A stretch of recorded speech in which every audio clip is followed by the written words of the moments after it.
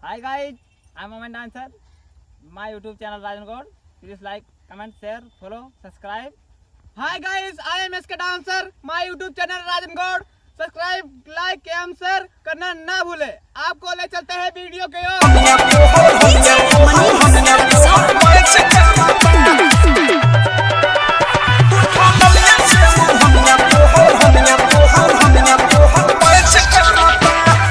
घूर घूर के ऐसे पानी हरता रहा, लेकिन नहीं खा देख ले कि हरता रहा।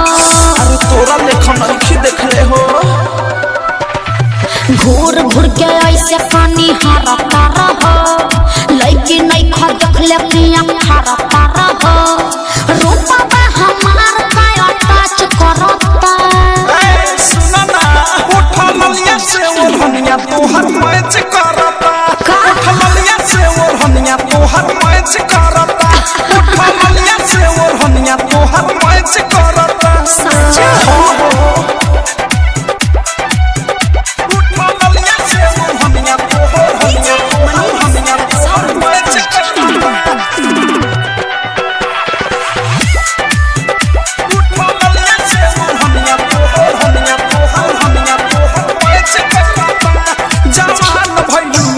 तोर डिमांड बढ़ता।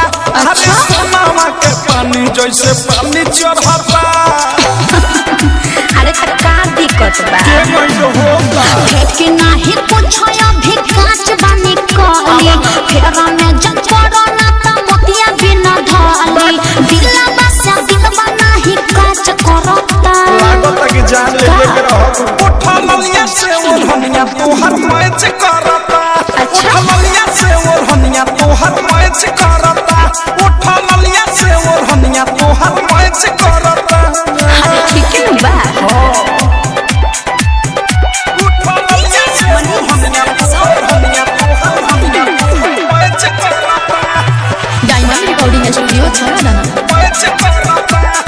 सोचा तारू कथी तू अलहता चला हो। लाभ वाला लेसन के पढ़ाई कला हो। देखा आलतू फालतू बात मत बोला। तोहरा के देख के छटक जाता। देविया मथेस फेस देखे चलल अच्छा। बीक के विशाल बच्चा चली से तू बच्चा। अनुराग बादशाह नहीं बच करता। अरे गजबे के मैच करता है। उठा ललिया से ओढ़निया तोहर मैच करता। उठा ललिया से ओढ़निया तोहर मैच करता। उठा ललिया से ओढ़निया तोहर मैच करता। घूर घूर के ऐसे पानी हरता रहा, लेकिन नहीं खा देख ले कि हरता रहा। रूपा बा हमार का टच करता। सुना ना, उठा ललिया से ओढ़निया तोहर मैच करता। उठा ललिया से ओढ़निया तोहर मैच करता। उठा ललिया से ओढ़निया तोहर मैच करता। चला कुछ भी बोलते हो। सच तो कह रहे हैं।